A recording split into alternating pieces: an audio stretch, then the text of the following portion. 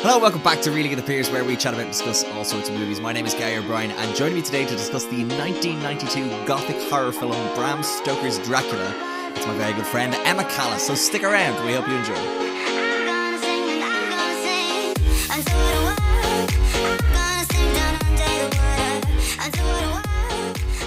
Hello Emma, how are you? You're on the podcast. Finally tricked you to do it. Mwahaha. You tricked me. I tricked you into doing one of my favourite books, Gary. So yeah, and good luck. See, yeah, this is my problem. I'm so worried you're going to be just like, because I've never read a book. That's canon here on the podcast. I've never read a book. I only watch the movie adaptations. So whenever someone's like, well, actually in the books, I'm like, get over yourself. So I've warned you. I've primed you. Don't be pulling any of that shit on the podcast, or else you won't be allowed back on again. I'll just hide this annotated copy I have of Dracula with you. You know, I wish I could say you were the first person to do this, but I'm pretty sure Lily had all of her Pride and Prejudice merchandise around her when she was recording the podcast, including a candle, I think, if I recall. That would have been smart. No, I wouldn't have let you in the door. Okay, fair. Much like a vampire, you would not be invited in.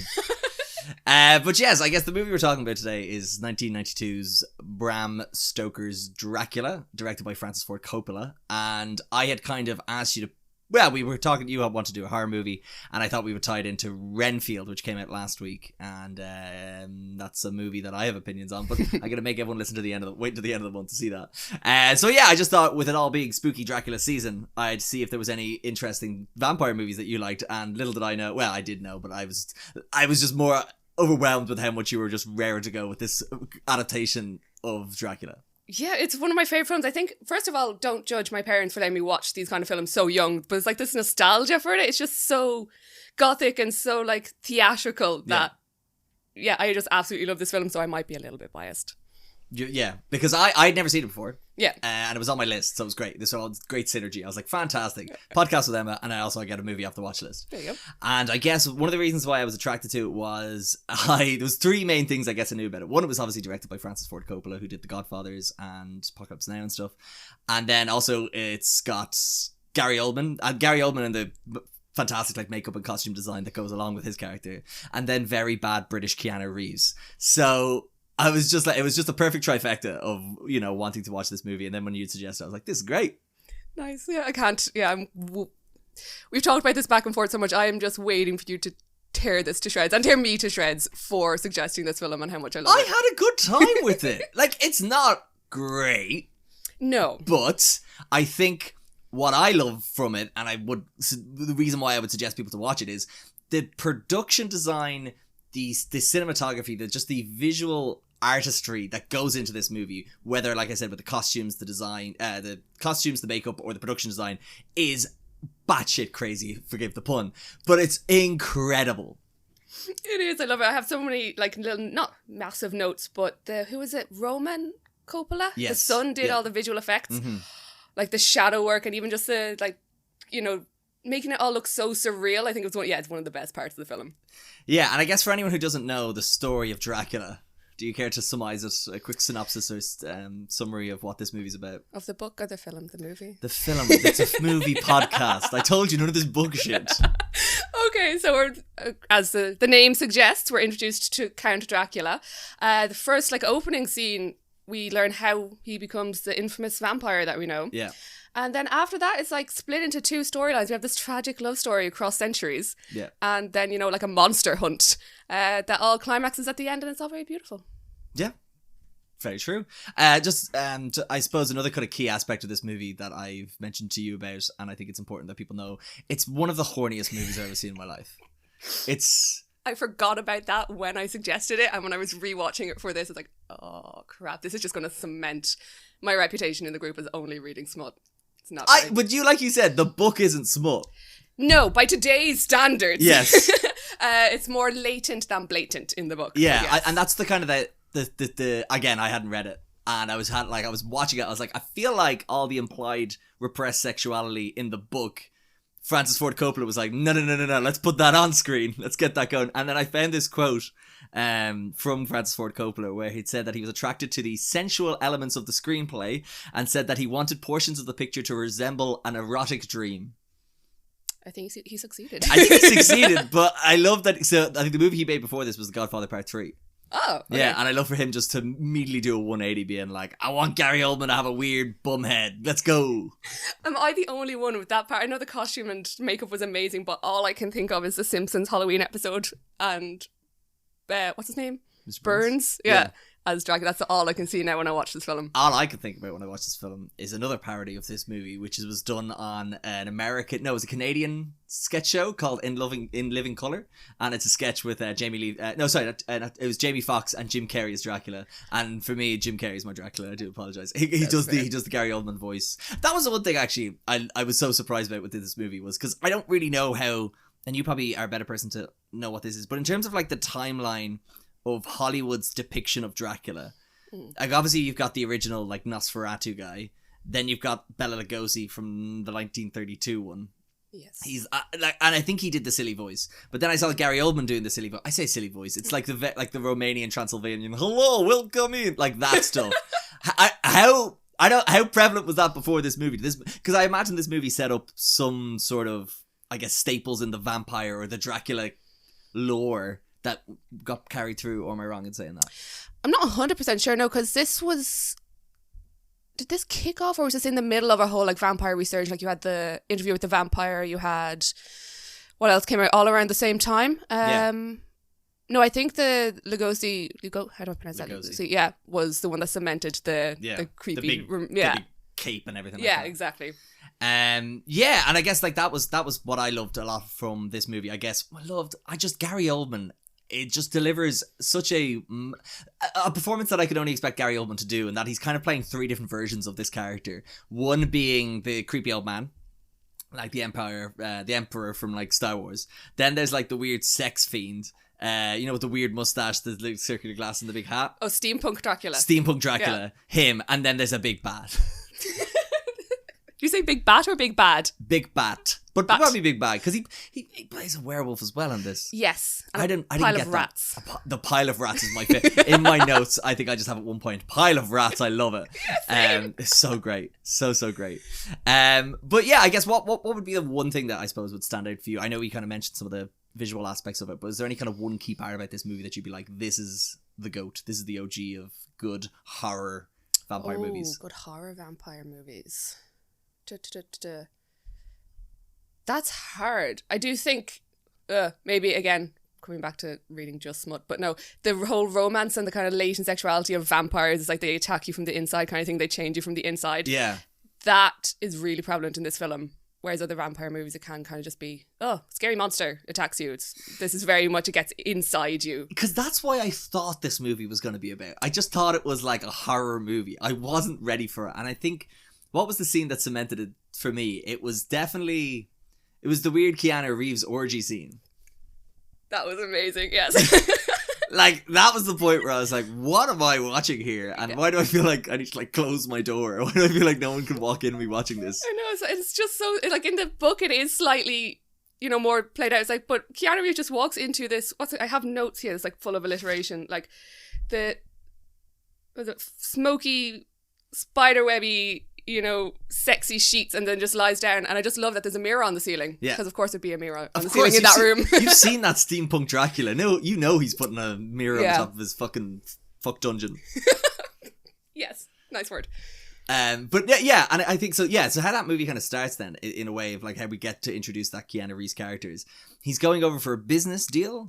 Yes, he's Dracula's solicitor. Yeah, and then all of a sudden he goes into this castle and all the weird spooky things start happening to him. And what I appreciated about this movie was how quickly that character caught on to, no, this is fucked, I'm getting out of here. Yes. Whereas I feel like in many other movies he would have been there and like, that's so weird, that's so strange. Like there was like rats running upside down. He had to his carriage went through this like blue flame thing, which is really cool. But then I think it was when Dracula leaves him in his room or something, and then just starts scampering along the side of the wall, and Keanu Reeves being like, no, I'm getting out of here.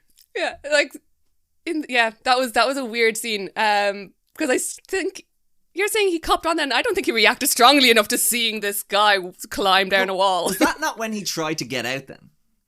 Or was then, I feel like after I think the fuck dungeon was the last.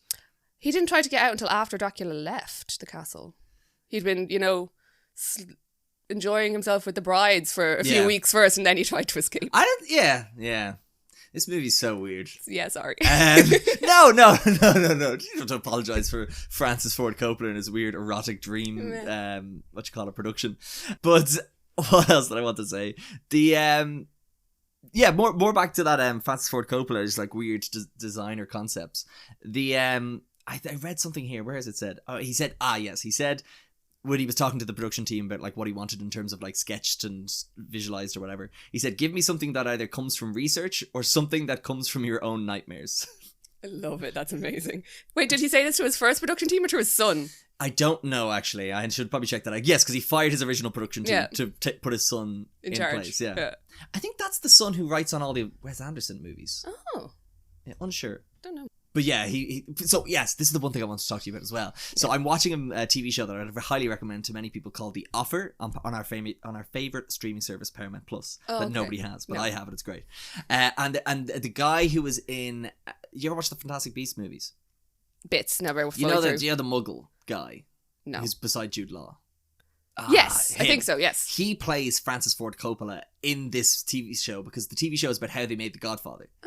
And it's really cool. It's really interesting, all the behind the scenes stuff and how they had to like cozy up to the mob to get the movie made and stuff. All this really, really interesting stuff. But the Francis Ford Coppola character is so like tapped because he's always like, no, I need this for my vision. I need it to be real. We have to shoot in Sicily. And he's like crying if he doesn't get his way. And I'm just like, having seen that depiction of the character and then seeing this movie, I'm like, oh my God, he was so like that. Because I feel like this was such we have to build a weird bat suit or pile of rats, or what other weird kind of great things were in this movie? The scene transitions. Unbelievable. Yes. Oh. Like there's a one with like there's 2 puncture wounds in a woman and then the next shot is like the wolf eyes. It's great. Yeah, or the peacock feather opens up to the train tunnel. That was stunning. Yeah. Stuff like that. Yeah. I don't know, like visually this movie. So yeah, if we haven't sold it to anyone yet, my God, I feel like go check this out. Yeah. Maybe don't watch it with your parents. Maybe not, no. Look, whatever relationship people have with their parents, whatever is comfortable in that house of what can or can't be on the TV, but exactly, this is not a therapy podcast, deal with that shit yourselves. Exactly. So go watch Francis Ford Coppola's Bram Stoker's Dracula and work that out for you. But yeah, we're gonna do spoilers and stuff like that now, just that I wanted to have a point at which people could feck off and go away. I feel like we've hyped up the movie enough. Yeah. But yeah, I guess you've come here with a big pile of notes. Is there anything in particular you want to launch into? No, this is more just for my brain to keep track, because the timeline of the way the story is told in the movie, it jumps from like person to person in time, so this is just more to keep my brain in line than anything specific. Fair. Speaking from character to character then, so we've talked a bit about Gary Oldman. His plan is basically to go to buy some land in England, and then he just wanted to buy some land in England. Originally it's just he kind of wants to spread his wings. I think taking from the book, it goes into it more. He's been trapped in Romania this whole time. Everyone around Romania, or around that Castle Dracula, knows there's a monster there. Yeah. He's kind of tapped out his resources, so he just wants to go and feed amongst the multitudes in London. Yeah. Okay. And yeah, that involves him having to ship himself over in weird dirt crates. Yes. But it's only that when Keanu Reeves goes to visit and he brings a picture of his missus, that's when Gary Oldman's Dracula is like, hey, that looks like the girl who I was with 300 years ago, so I'm going to go over and find her. And then that's when he pursues her with his weird steampunk attire. And then there's the weird thing with the wolf and the friend. I didn't know what to make of that, Emma. Yeah, that was weird. The whole Wolfman thing, or the giant bat thing, again, is all Francis Ford Coppola. Is the giant bat thing not in the original? No, he can turn into a bat, but not like a giant man bat. Man bat, yeah, because he's a bit of a man bat. Yeah. He just kind of goes out. How else do you get close to a woman other than attacking her friend and, rejuvenating yourself using her best friend? It was when they were riding in the maze and he was the wolf. And he was the wolf. That's when I was kind of like, this is very strange. That was trippy. There's no other words. I think the most common word I used in my notes was surreal and hallucinogenic, inducing kind of thing. That's how I felt. Yeah. It was so strange. But I think that was, that whole element of it, I think, was meant to represent or portray that whole, Dracula being able to be desirable to women, regardless of his form or anything like that, being able to sort of lure them in. Is that what, because that's the kind of Dracula I knew of, where he was able to, hypnotize women and then, feast on them in a way. Yeah, because then you see when Mina walks up on Wolf Dracula, and Lucy, he, panics and says, no, do not see me. And Mina just completely forgets. Lucy's in a state, going off, I can still taste his blood in my mouth. Yeah. And Mina's just like oblivious. And then the next time she sees Gary Oldman, steampunk Dracula in London, he again says, now see me. But because daytime, his powers are weakened, he can't manipulate her as easily. Yeah, so that's the whole, like, mind control part, yeah. Yeah. Trippy. Very trippy. And I think there's another element of this movie, actually, that I think is great, is it's one bit that love story. Yeah. And then also sort of vampire monster hunt, which you kind of mentioned at the beginning, because that's when we're kind of introduced to a depiction of Van Helsing I didn't know was in this movie. But oh my god, am I so happy he's here. So it's Anthony Hopkins playing Van Helsing. But is he Van Helsing? Because he's just a fucking maniac going around. It's great. He is. That is the best depiction you could have had of Van Helsing. It's the same in the book. It's just he's inappropriate and just like an excited... He's a... What did they call him? Abraham Van Helsing, metaphysician, philosopher, or aka goddamn witch doctor, according to the Texan Quincy Morris. He's like an excited fucking PhD student. He's like, oh, I've been chasing this monster my entire life. He is amazing, just so inappropriate. I love it. I think the one line that sums up his character is so Mina is Keanu Reeves' missus in this, played by the incredible Winona Ryder, and her friend Lucy is played by an actress, and that actress has a name, and that name is Sadie Frost.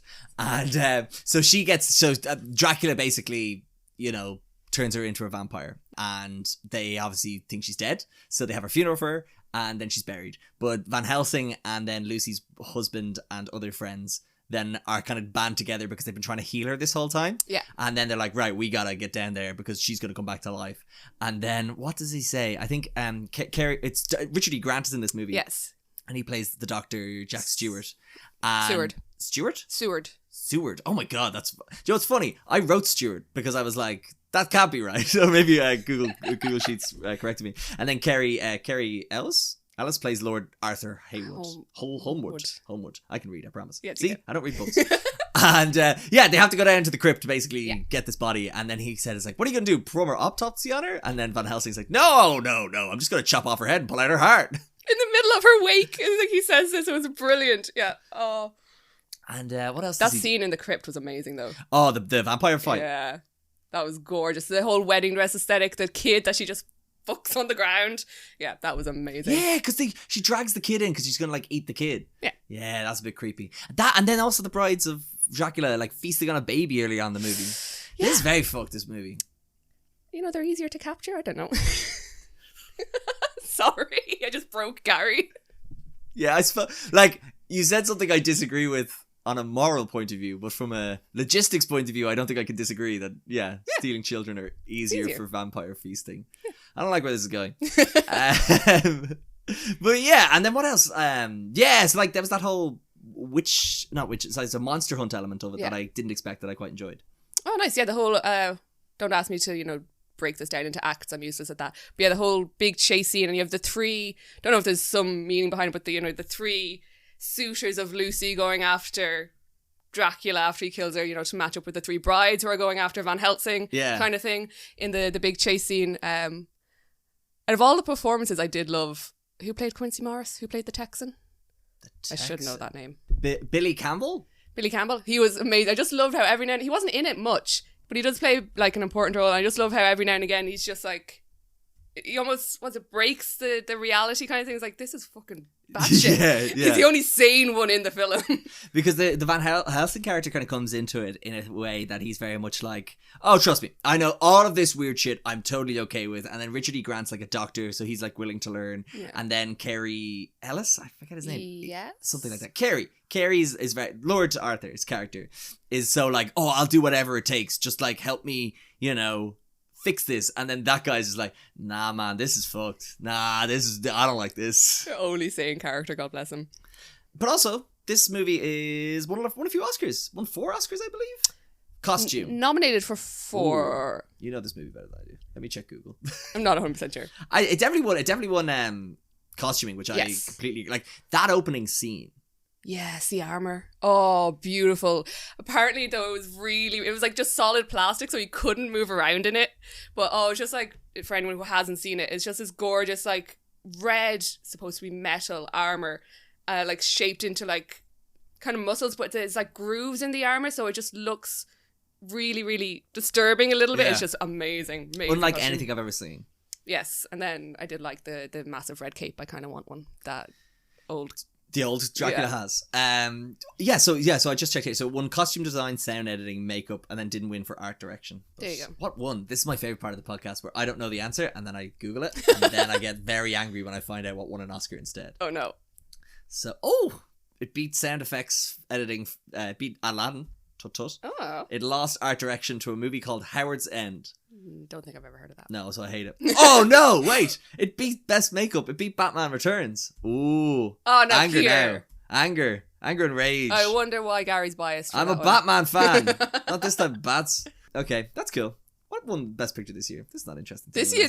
Unforgiven. There you go. Clint Eastwood. It's a cowboy movie. Fair. I notoriously thought it was okay, and Keane got angry at me. Oh no. But yes, going back to that, the shadows. Talk me through the shadows. What do you think of the shadows? Fucking amazing. And like none of that was done in post-production. Like, it was just so beautiful. First of all, the opening battle scene was done all the silhouettes. Those we're talking about two different types of shadows in this movie. So like, this whole massive battle scene. Was it the Vlad is fighting off the Turks, I think? I can't Sure. Yeah, because it starts in Istanbul. And I was like, hey, I was there. You were there. There you go. Yeah, so and that kind of silhouette battle shows up again later in the film, but then also anytime you're seeing Old Man Dracula, so in the castle, his shadow is like a separate character. Yeah. And it's just, going after Keanu, Jonathan Harker, relentlessly. Yeah. And it's just brilliant, just shows like Dracula's true intentions towards Harker, but that was all done practically. Practical effects is amazing. I believe the only post-production effects done was that blue flame. Yes. Everything else was... Which I did not see the point of. Which... Is that not in the books? It is, but completely differently. Oh, okay. There you go. Yeah. So that kind of just annoyed me. And it did look very shit. Yeah, it wasn't great. But those the shadows are great. And actually, another great thing about this character I found, the sort of weird motion the character made. It was like a weird stop motion animation especially when he busted into the room with all the brides. Ooh, yes, actually. He had this weird like animatronic vibe to him, but it was clearly Gary Oldman. I don't know what it was. There was just something really, again, it's just, from a narrative point of view, I was like, what is happening? But from like, I couldn't take my eyes off it. It was just so enthralling. Same, and the brides as well, that weird crawling thing they did. So that actually, Do you know one of them was Monica Bellucci? She's in James Bond. That's all you need to know. Oh, okay. Nice. Which one was she? She's in Spectre. No, which bride? She's like, I think the main one that comes up between his legs. The dark-haired one. Yeah. Oh, that comes up between his legs, yeah. The one who's on camera most. Fair, yes. But what else was cool about the weird... I'm just trying to see any sort of other kind of... the weird sort of supernatural physics-defying elements of the Dracula character in this movie are great also. Yeah, again, just all blends into the surreal, like... And it's mostly in the castle that all of this stuff happens. Even like when he shows up in London, there's not as much. Mm-hmm. But yeah, like the rats you were saying walking upside down, and then you see at one point Harker's walking down a set of stairs and it looks like there's nothing underneath the stairs. I was like, how did they do this without post-production effects? I really don't know. But I tell you what they did do. Sorry, I just came across it in my notes and I was just trying to like ham-fist it in. It was the British Keanu Reeves impression. Like... Bloody wolves chasing me through some blue and fire. No, I can't even do an accent. It's just like, Mr. Dracula. I'd love for you to sign this piece of paper. It's just so bad. Now, I did see apparently that he came out and he was just like, he was told to be quite rigid because he's meant to be like a very rigid character in this. Okay. In the sense of Dracula's meant to be this free-flowing sort of spectre of a man in a way, where not spectre, but I can't describe it. I don't know how to speak English. Whereas like Keanu Reeves meant to be the stiff upper lip, kind of like a British man. He's like, don't you be doing this to my wife? How dare you? Yeah. And I think Keanu Reeves at the time was obviously had done a lot of like, he'd done Point Break, he'd done like a load of other things leading up to this, and this was, I feel like, his Oscar pushy movie in a way. Like I could kind of see him being like, this is me doing proper drama.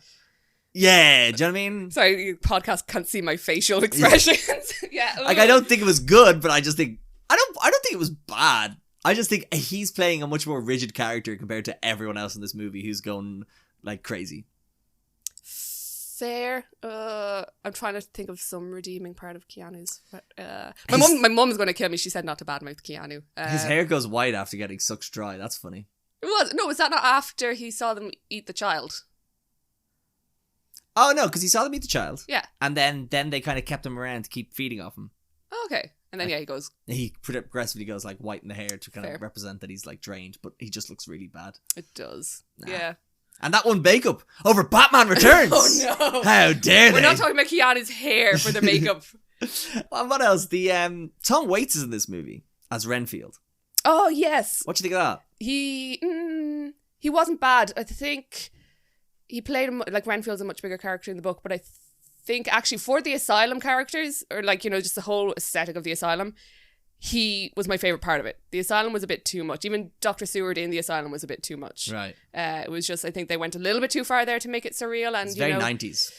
90s. I just got a real big 90s vibe from that asylum where everything was like dark and grimy and gothic, like very Batman-y, yes, like Gotham City kind of vibe I got from it. The fucking cages on the heads of the I love that. All the people working at the asylum had these cages on their heads to obviously stop, like, I don't know, being bit by the inmates. The inmates, yeah. But no, his, like, Renfield's character was, I think, my favourite part of that, and like the whole eating the flies thing, he did it. Yeah, I thought it was really good. And what I thought was really funny about this scene, what I secretly enjoyed, was on last week's episode, John was on to do Super Mario Bros. Nice. And there's a character in that movie that the studio wanted Tom Waits to play.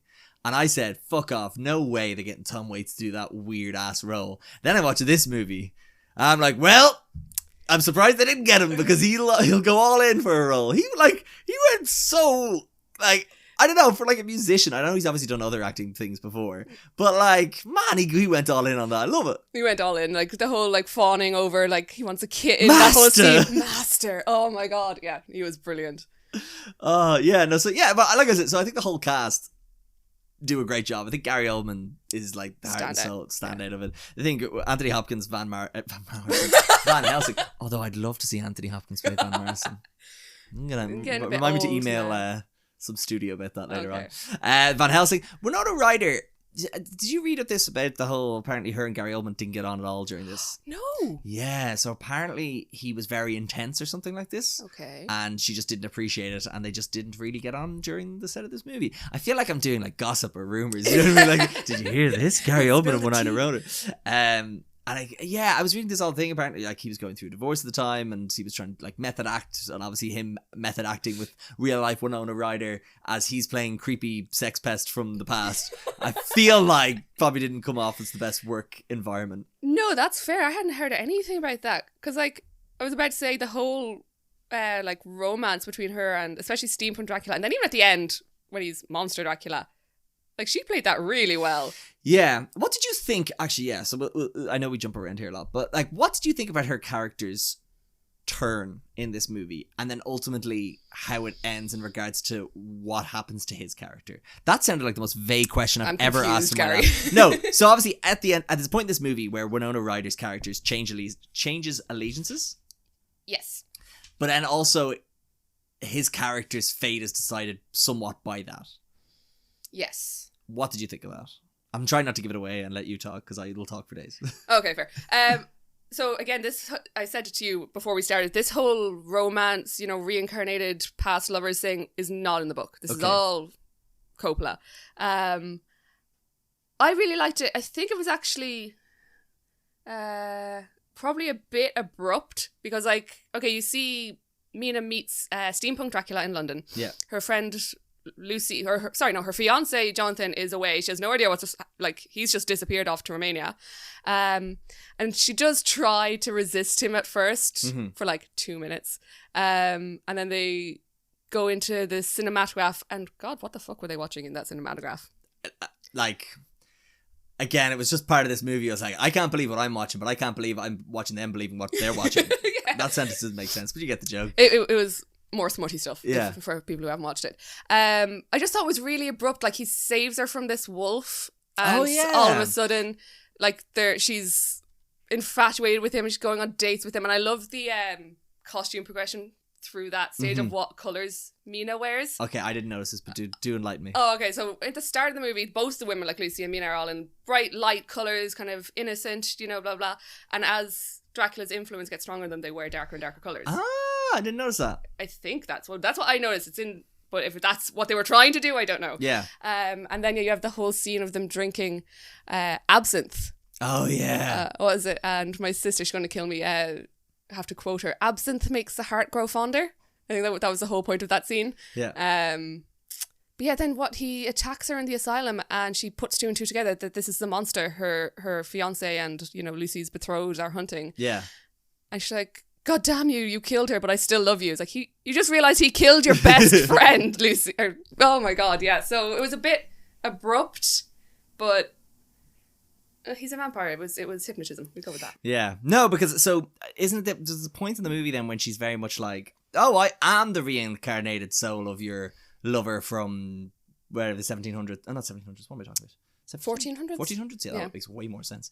And then she's like on his side and trying to help him then. Yeah, then she's like, she drinks his blood and she, yeah. In the absence scene, she has memories of like the land beyond the forest or whatever, which is, I think is a literal translation of Transylvania.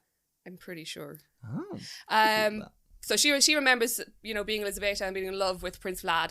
And then, yes, in the same scene where she figures out that he is Dracula, who they're chasing, she says, "I don't care, I want to be with you, turn me." He tries to stop her. He tries to redeem himself and not curse her. He says very briefly.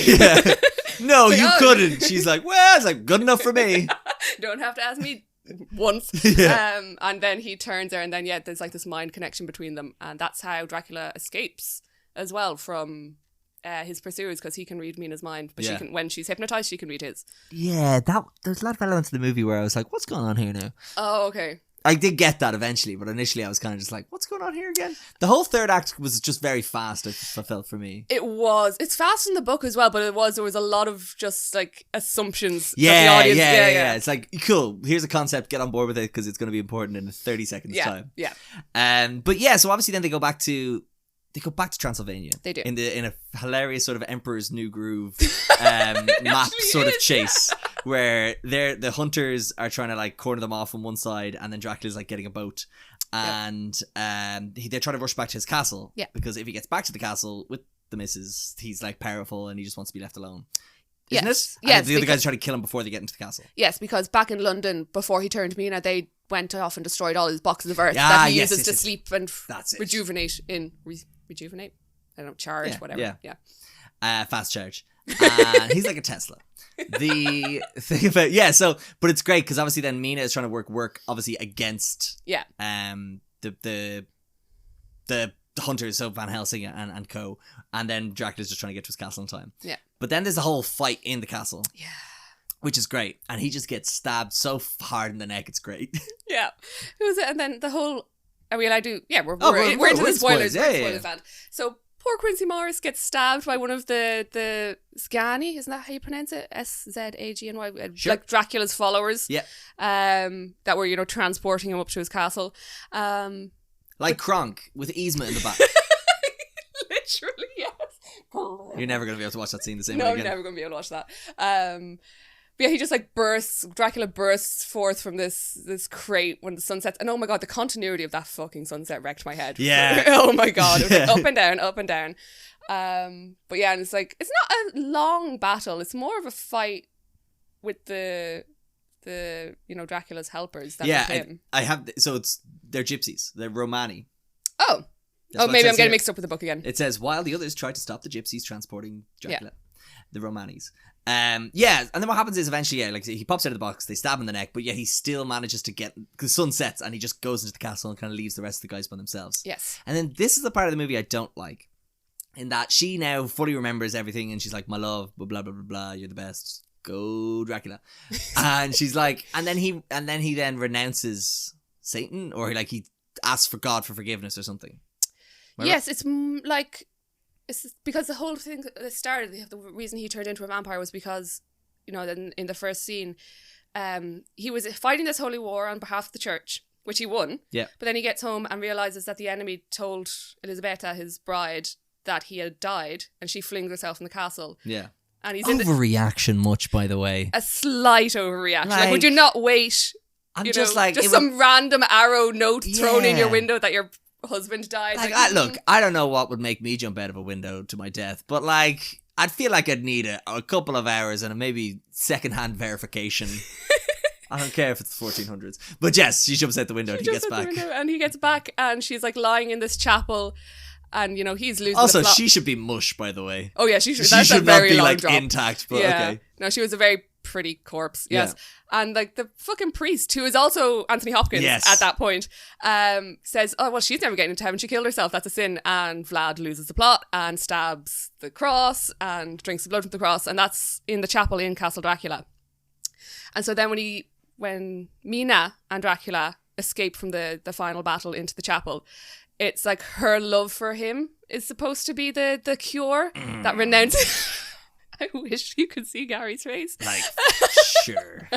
It's like her love for him heals the cross and she's the one to end the curse kind of thing. It's, you know, full circle. I think that was the point. I'm sorry. Such balls.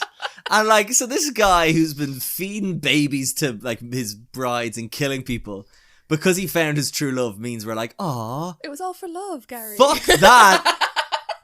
Going around stealing babies. No, you can't do that. You can't be doing that. Acts of passion? I don't know. No! Nonsense behavior. So that's where the movie, I think I just hated that last thing of Mina being on his side, fine. But don't make that the reason for everything he has done in the past to be okay. And for him to die happy. True love conquers all. No! No, I got stabbed to the chest and decapitating your head. She does. My last page of notes is she cuts off his head, Francis Ford Coppola. That was the end of the film. That is the end, yeah. That's the end of the film. But yeah, so like that, yes, besides that ending, otherwise, I'm still like, it's a visual masterpiece that's well acted and the production design's incredible. So, it is amazing. What do you want? We haven't talked about the music. Oh my god, we haven't talked about the music. Music is fantastic. I didn't make notes about this. I was just, you know, prompting you to talk about it. Give me any topic. Any topic at all. Well, there's one interesting thing about the score in that I know the end credit song is something called Love Song for a Vampire, which is done by Annie Lennox, which went on to become a big hit. So that's, again, marking the days of when, you know, well, still to this day of people putting songs in the end credit scenes and everyone being like, oh, that's great. It's not part of the movie, but I like it. I have a whole thing about it. Okay. But the guy who directed it, the guy who did the score for the rest of the movie is a guy called Wojciech Kilar. I've definitely butchered that, so I do apologize. He's dead, that's fine. I do apologize to his family though. But he has done some interesting stuff in that. He did The Pianist, if you've ever watched that. But he also did The Truman Show as well. And I probably recognize the score from The Truman Show more than anything else I'm reading here. And that was good. So this guy's obviously good. It's a shame he's dead, but look. What? Can I say that? You can't say that. But like, okay, I'm not as, you know, I don't go into in-depth with films as you lot do. Fair. What? But no, like, the way you'd say, like, the costumes were like another character. The sets were like another character. The music was so important to this for setting the tone. Yeah, just the atmosphere kind of score that it has. I was prompting you to talk the music because you usually have a lot to say about the score. I just usually have a lot to say about a lot of things. Fair. But I tell you who has another lot of things to say about this movie is my favourite website in the world, Letterboxd. Oh, alright. Oh, okay. Oh yeah, what did you give this on Letterboxd? I gave it 3. 3. That's not too bad. Look, 3 is like good innings for a Gary O'Brien thing. That's me being like, look, I recognise this is very great, but I don't love it. Fair. Like that's a 3 for me. A 3.5 is like, look, that's pretty good. And then 4 onwards, that's near impossible. Except I did give My Cousin Vinny 5 stars because that's a great movie, and I have no shame in that whatsoever. Again, this is the 3rd time I'm going to say I'm thankful that the podcast can't see my facial expressions. That's very good. But speaking of Letterboxd, which you haven't put up your Dracula post. I haven't actually. Yes. There you go. Everyone should get Letterboxd, and you should follow me and Emma on Letterboxd, and the descriptions or the links are in the episode description. So go there. So I've picked out some of my favorite Letterboxd reviews for this movie. Okay, go. One is Robert Pattinson could make Dracula work, but Gary Oldman couldn't make Edward Cullen work. Oh no, who the fuck said that? Legend has it that Keanu Reeves and Winona Ryder actually turned into vampires and haven't aged since. Would explain it, yeah. Francis Ford Coppola, a freak. Imagine being cooked by Dracula. Cooked spelled C-U-C-K-E-D. Oh, okay. Women love him. Doctors hate him. And finally, and this is just blunt and I loved it, Gary Oldman is Dracula, Keanu Reeves can't act. Oh, that's an apt description of this film, I suppose. I think that should have been on the poster if you ask me. That's rude. He's not that bad. No, he's not that bad. I just think his character's poorly written. Is he? No. No, I think the direction he was given was bad for Keanu Reeves. Yes, I would agree with I think that. I'll put it that way, yeah. But is there anything else you want to wrap up with this movie in your 50 pages of notes here? I do not have 50 pages of notes. Can I have a look at the book, actually? Yep. No, I think the only thing that we didn't really mention that kind of pissed me off, you can edit this out, is is the blue flames that you did bring up. Blue that flames. pissed me off because it's really not important, but What's it like in the book, then? it's this whole thing where he's picked up by the carriage. Jonathan Harker's picked up by the carriage at the Bordeaux Pass? Bordeaux Pass. I can't remember. And the carriage is taking him on this trippy ride to Castle Dracula. There's wolves everywhere. And every now and again, the carriage stops and the driver gets off and sees these blue flames in the distance. And, you know, the driver goes off towards them and Harker's like, what the fuck's going on here? And it's all to do with this kind of build up in the book that was really, I suppose they had to swap it out for this whole Vlad, you know, love story shit. Where Jonathan's travelling through Transylvania or travelling through Romania to get to Castle Dracula. And anytime the locals hear where he's going, they like bless him and tell him don't go. They had and a bit of that in this. they had a little bit of this Yeah. and like what was it? His travel companions, as though he's being dropped off the Borgo Pass, are, you know, like blessing him and like asking him not to go and Yeah. stuff. And it's to do with he's in the book he's arriving there on feast day of St. George, I think. Right. And on that day, cursed buried treasure will have a blue flame over it. Oh. And that's what all the blue flames are. And the carriage driver, who is Dracula, goes off and digs this up. And in the book, Jonathan finds it later in the book in his bedroom. So it's way more explained in this. And then I do not understand the blue flames at the end around Mina in the film. Yeah. 'Cause that's completely different. So that just pissed me off. Yeah, so there you go. So that's a little rant. You snuck it in. You stuck it in. Well, actually, in the book, you'll find. Well, actually, in the book, yeah. There you go. Well, actually, I had a great time with the podcast, Emma. Thank you so much for coming and doing it. Finally, I've convinced you. It's been You great. did. Thank you so much. And thank you for letting me do something based on a book so that I felt a little bit less anxious. You know, you had like carte blanche. You could do anything. No, you told me to do a vampire thing. I said no. Well, it was more like we could. I was like, well, no. I have a text from you being like, it has to be a horror movie. Oh, well, yes, no, I did, yeah. And then I was basically like, that. we could tie it into Renfield, and then Yes. all this time. Oh, I will cut this out, but or maybe I won't. I do a top 10 on a Thursday on Yes. the Instagram, and I'm going to ask you to either do like top 10 Draculas or top 10 vampires or top 10 Ooh. something. So keep that Okay. in mind. And if I leave this in, everybody join on Instagram at Reading the Peers and keep an eye out for it. Nice. Okay, yes, I will have to. I'm trying to think of 10 vampires. Or like 10 something, top 10 something. Top 10.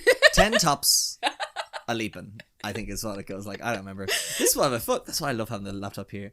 What's, you know, the song? The Christmas song? Yeah, what's the 10? Something, is it something a leaping or is that you've just put That's that in my Lads head a now? Leaping, but I don't know if that's 10. No clue. Do not make a habit of going around singing Christmas carols, unfortunately. I know. Neither do I. Maybe we should get our whole group to do that. Can you imagine? 10 Lords of Leaping. 10 Lords. That's of right. Leaping. There we You said- go. Did you say lords or lads the first time though? Look, I don't believe in this sort of weird, like, land ownership gives you sort of special titles. I just call them lads, all right? Okay, Lads of Leaping. Lads of Leaping. Okay, but if anyone wants to play along at home, please tell me, give me their top 10 Lads of Leaping. Or Lords of Leaping, depending on what country you're in. But I really should wrap this up. Emma, thank you so much for joining again. Like I said, thank you to anyone who's listened to this or any other episodes. If you would like to keep up to date with the podcast, you can follow at Reading in the Peers on Instagram. I also put the TikToks up on TikTok, believe it or not, at Reading in the Peers. It's also on YouTube.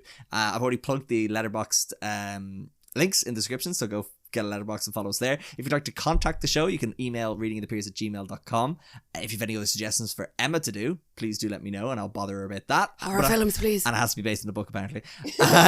And also subscribe on the likes of Apple and Spotify. Give us some 5 stars there because it'd be helpful. For what? I don't know, but I want them. But yes, as I said before, Emma, thank you so much for coming on. Thank you for having me. I'm less nervous to do another one now. It's So fine, yeah. isn't it? It's not too bad. Yeah. Yes. Yes. Like if we could do a whole like 40 plus minutes of talking about weird sex smut stuff in a vampire we can do movie. anything. I then, yes. think so as well. I think we should see what Francis Ford Coppola's up to now and see what weird depraved shit he's doing. Let's go with that. Oh no, guys! Please suggest horror films, not weird depraved shit, please. We should do the thing that they were watching in Oh the my god, yes. Can let we find let that? me look into that. I'll find it out. Right. We'll leave it there, so.